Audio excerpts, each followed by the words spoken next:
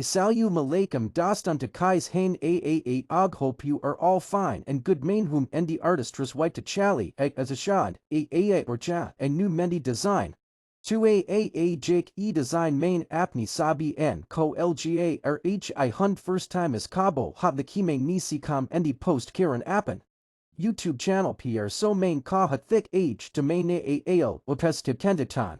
Mehendi dekchush to bohat hu yi dekkermuch bhir homage vidbel hi mulgien. Hello and welcome to our step-by-step guide to creating a beautiful henna design. Today we will show you how to apply a stunning and intricate pattern. First, make sure your hands are clean and dry. It is important to clean your skin before you start. Now, let's start with the basic lines. Hold the comb like a pen.